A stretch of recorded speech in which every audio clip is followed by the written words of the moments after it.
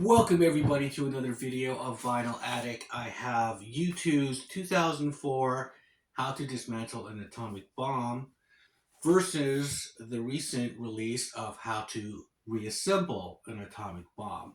I'm pitting them up against each other and which one is the better album, and also I'm going to speak on whether this would have been a great double album have it been released that way back in 2004. Now, this album is pretty much what Bono called a personal album. He said it's not political. It was really him dealing with issues like the death of his father and just what was going on with the U2 camp. Now, this is the follow up to All That You Can Leave Behind, which came out in 2000. And that was sort of a return to the U2 of being in the charts and having kind of, I would say, they were safe songs. They weren't really being U2 in the sense of trying to look for a new sound or experiment, which they were doing in the 90s. And the albums that I love from U2 are albums which that's what they do, such as The Unforgettable Fire, Zooropa. They even had the album The Passengers, which was their other band name, where they were just doing all this kind of instrumental, weird kind of music, electronic music, and just it was kind of avant garde and it was just really out there and pop.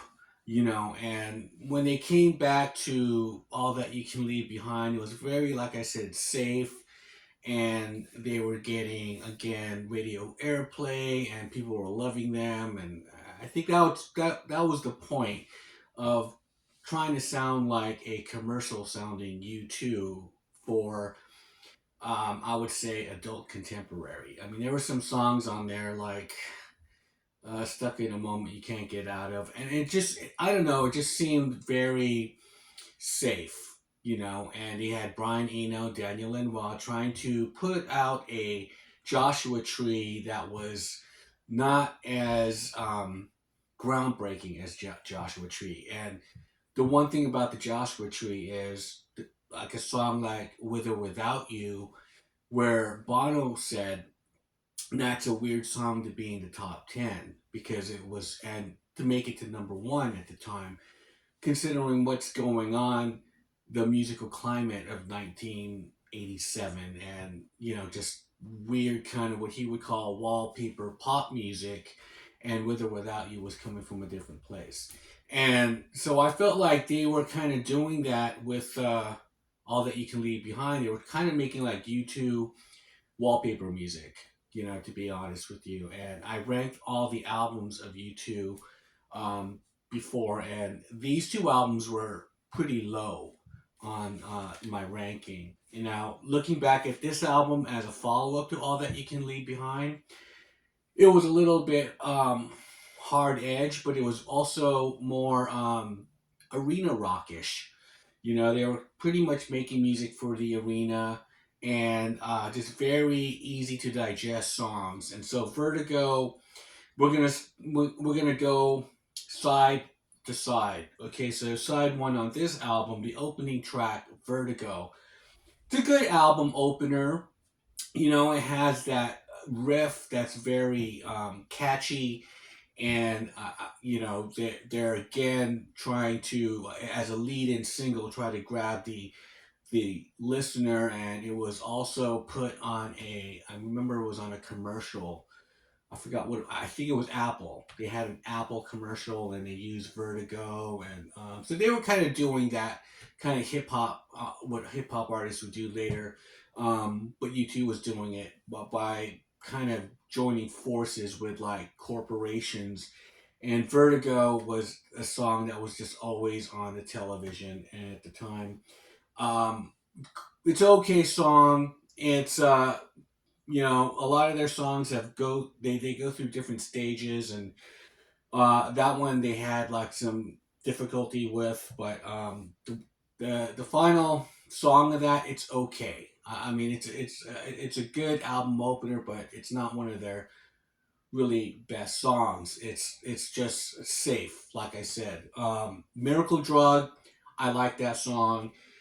I think that song on this side and Love and Peace or Else, as far as their deep cuts are concerned here, they're not really, like I said, they're not really breaking new ground. They're not really like making songs like Lemon, where on Zooropa, which is just like, you know, if when that song came out and Numb, or even on the Songs of Innocence album, they had songs like Sleep Like a Baby Tonight.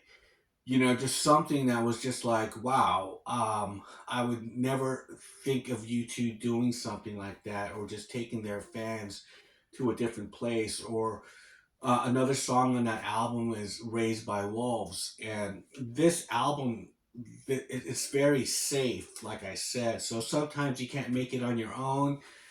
It's like they took the formula of one, and, they just kind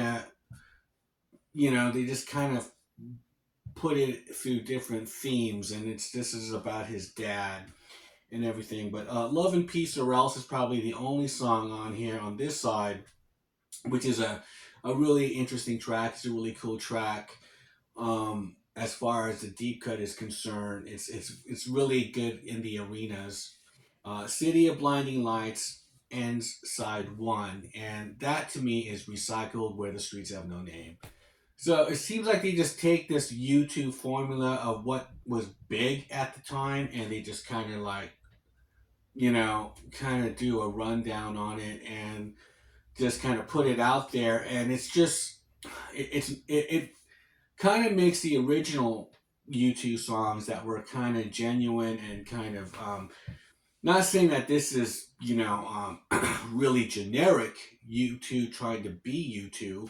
However, you get the kind of feel, especially with City of Blinding Lights, it kind of has a faded intro, edge intro, like Where the Streets Have No Name, and the big chorus and everything like that. And for it to end side one, it was kind of like, it's weird. It seems like a song that's more of an opener, like starting the side and ending the side. So my side one on here, there's the deep cuts, Miracle Drug, and Love and Peace or Else is really cool. Okay, so now going into side one of How to Reassemble an Atomic Bomb.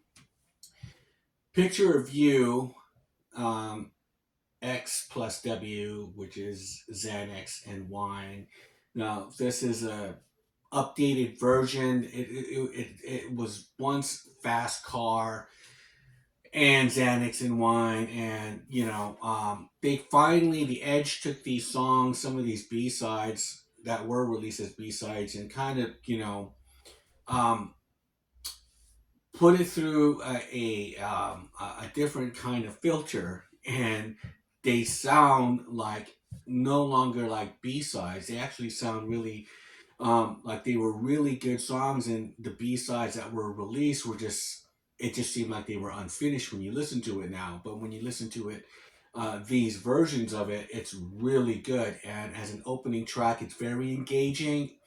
It's not as straightforward as Vertigo. However, there's a lot of surprises to it, and just the theme of it in itself is, I thought more interesting than Vertigo. And then going into Evidence of Life, this album just seems like it's a collection of deep cuts, interesting deep cuts, like I was telling you when about like Lemon, and just songs that are just all over the place, and they're just kind of putting it all together. And Evidence of Life is a great song to follow Picture of You. The Edge is really looking at different soundscapes, and taking you, the listener, to a different place. Just like those albums I like Unforgettable Fire and Zeropa. Again, he's doing that here. Luckiest Man in the World is awesome. I do love the melodies that Bono has on here, than compared on the first side of those songs. They just seem very they're not as intricate as the melodies on this album. And then here we go with Treason, the fourth track. Again, this is a different kind of song that U2 has ever done, and you'll come across a lot of that in this album than this. There's a lot of just on this album. It's just familiar U2 sounding songs that are catchy, but they're not really, you know, kind of breaking new ground, or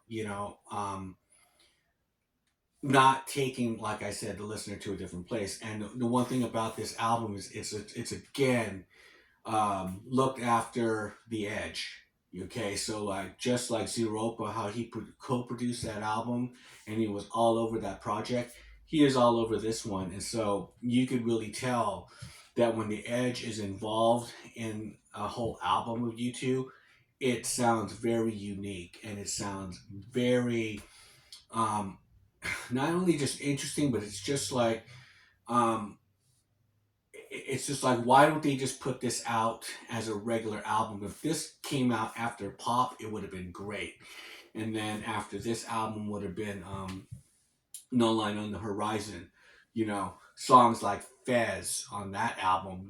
Just they're really, that album itself again is another one where they're not trying to just get people to you know be on commercial radio and win Grammys, and just like, the great collection of songs where they all sound like greatest hits, but actually it's just U2 being great at being U2, which is always trying to find a new sound. And the Edge is great at that. But when he's lazy and they just want to just make a Bono album, then yes, you get this. So Treason is like that. It's very danceable too. It's a and the what is that? They have like this call and response kind of thing on these songs, like on Happiness, which is on the second side. But it's there's a lot of playfulness on this album, which is cool. I Don't Want to See You Smile is the last song on this side, and that again was a song that was released before as a B side. However, it's also like, in a sense, that sometimes U2 will kind of throw a U2 song out there while their whole album is just kind of like out there and weird and something brand new. Like in, for example, on the Zooropa album, you had all these kinds of different songs, and then they just kind of gave you Stay. If you guys are familiar with that song, Stay, Far Away So Close, it's sort of like, okay, there's just a regular kind of U2 song, and I Don't Want to See You Smile is sort of that song on here. It's sort of like, okay, there's the U2 sound that we all know, and it ends that side. It's a better song to end the side than City of Blinding Lights.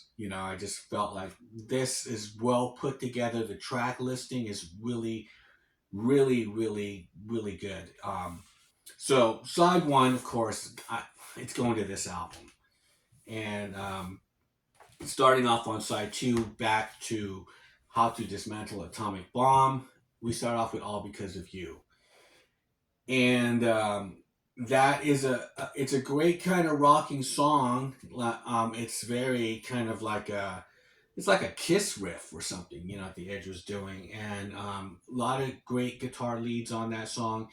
Then you go into A Man and a Woman, and again, these songs are very kind of radio friendly, and All Because of You was a single, and it was so it's not something that they play all the time though. A lot of these songs on here, um, I would say Vertigo and City of Blinding Lights are pretty much the only songs I I would see on different tours, like on 360 tour, they were playing City of Blinding Lights, but a lot of these songs kind of disappeared. Crumbs from the Table, One Step Closer, those songs are tired. They just by the time you get to the second side of this album, Original of the Species and then Yahweh, it kind of loses its momentum, and it's weird knowing that these songs that they had these other songs on here, uh, they could have got rid of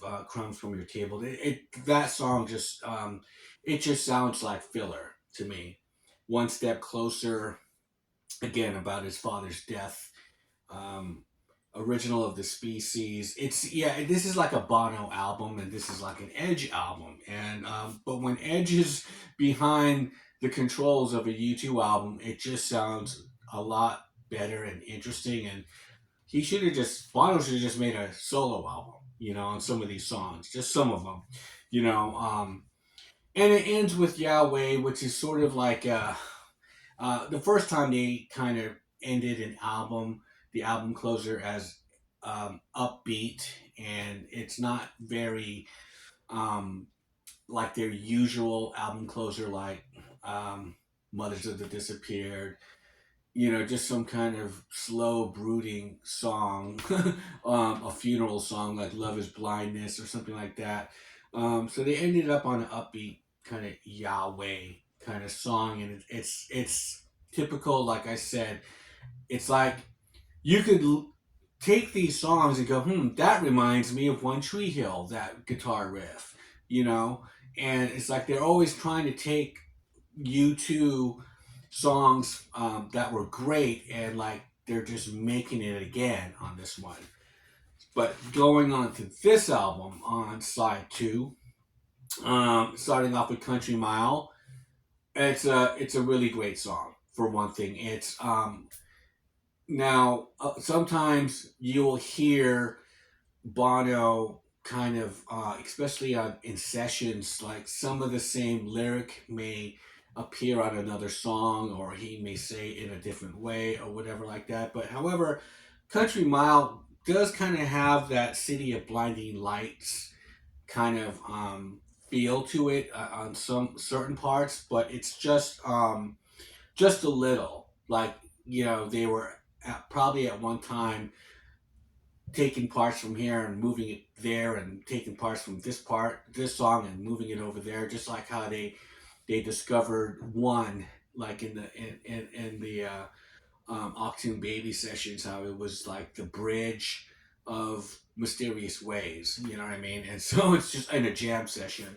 However, these songs all have their own identity, and that's the thing, because they're all different. And this album sounds very, it does sound like it's a concept of songs, and it seems kind of, I don't like to say the word pretentious, but it just seems like it's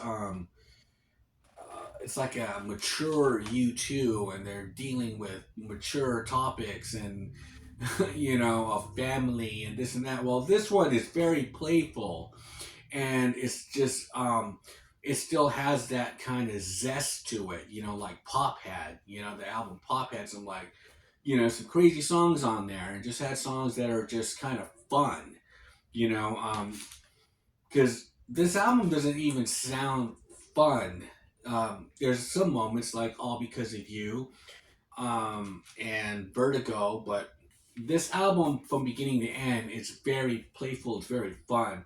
Happiness, that the next song on here, which was, I think, was one of the lead-in singles or tracks that they were leaking out and letting people hear, and it's just a stomping rock song. And there's a video of the Edge saying how he loves this song because it doesn't sound like U2. Again, he even said in the pop era that when every band and everyone is going this way, we're going to go the opposite. And I felt like with this, it was just arena rock, and it was just like music for the masses. While this is just them, because there's really no stress involved. what when going through the archives and going through this material, because it's not going to be an official album. And I think when they think of an official album, they think in terms of this kind of material, when they should be thinking like this, because this is what makes you two great. Are You Gonna Wait Forever is a was a B-side to Vertigo, but again they changed it up, and a lot of the producers on here are like from the whole career, right? Flood. On this song, it was Daniel Lanois and Brian Eno. I think that's the only song that they do here. But of course, Jackknife is here again, and even Dave Stewart is listed here in this album.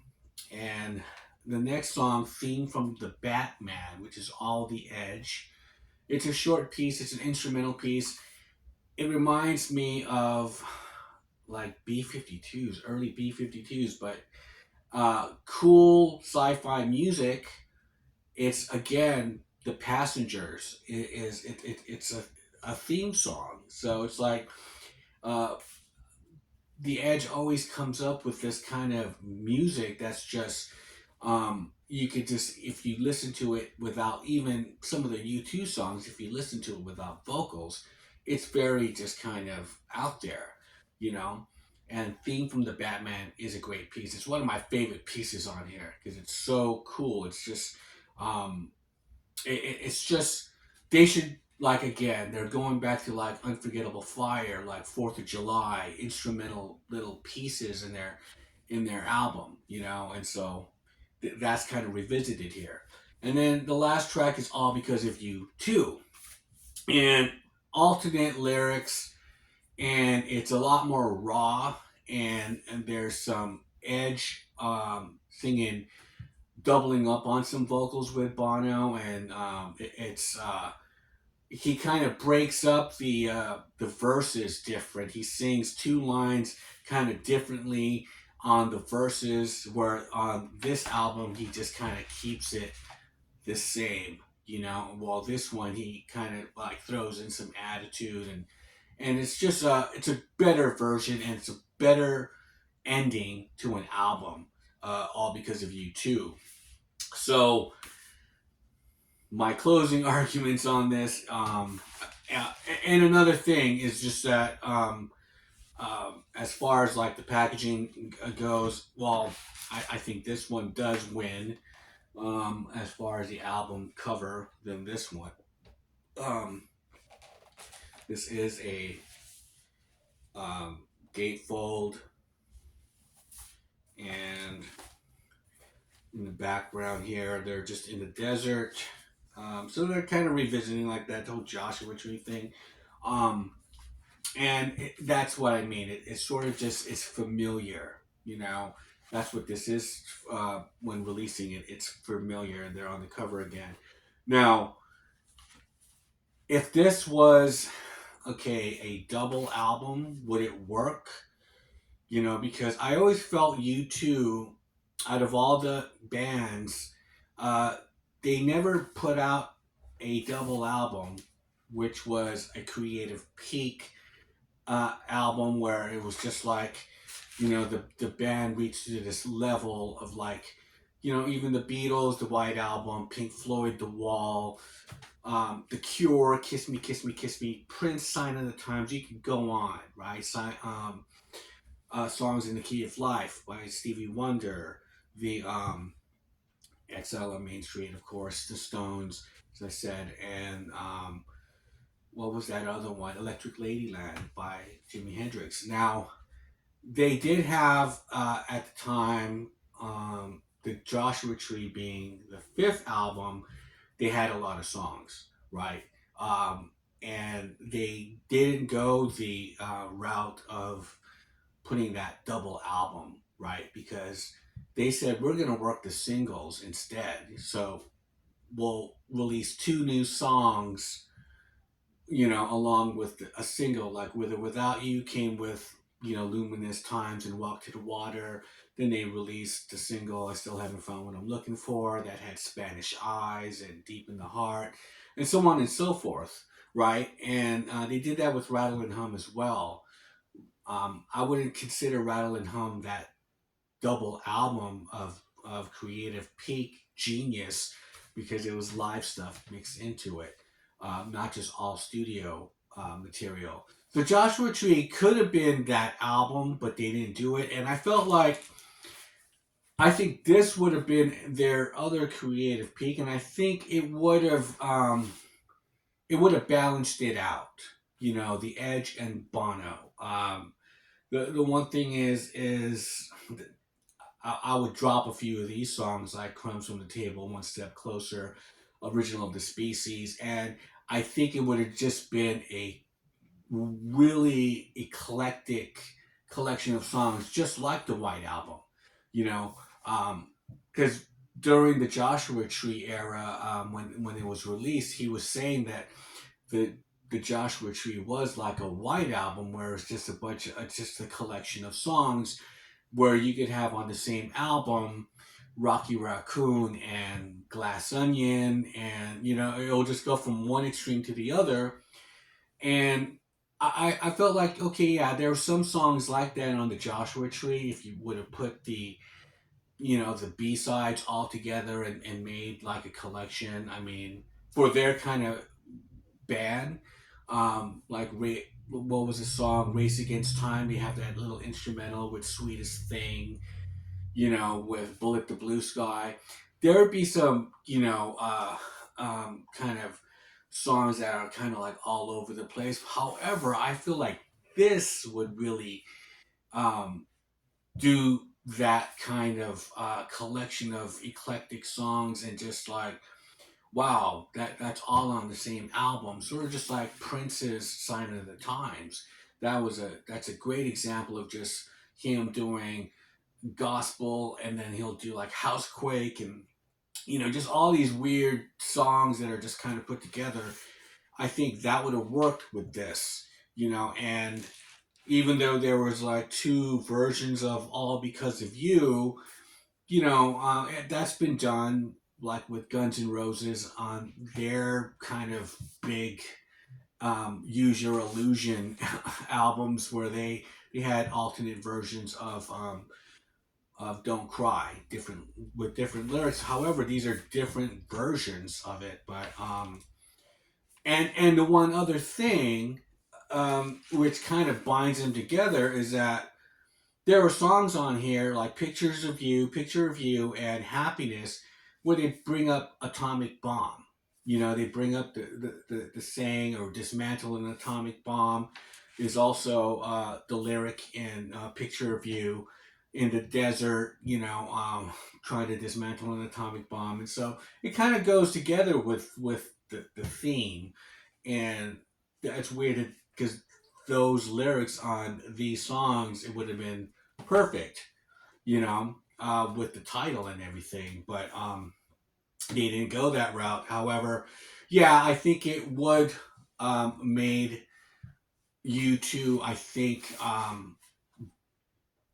think it would have put them into a different stratosphere had this been released together as a double album. I think they would have been looked upon as, wow, this is a really great band now. You know what I mean? Because like I said, this album was just kind of just playing it safe, but with all the other kinds of songs and the ingenuity of these songs, the instrumental piece and everything, it would have balanced it off, and it would have made this album way memorable, and would have been their Physical Graffiti by Led Zeppelin. It would have been that Songs of the Key of Life, I think.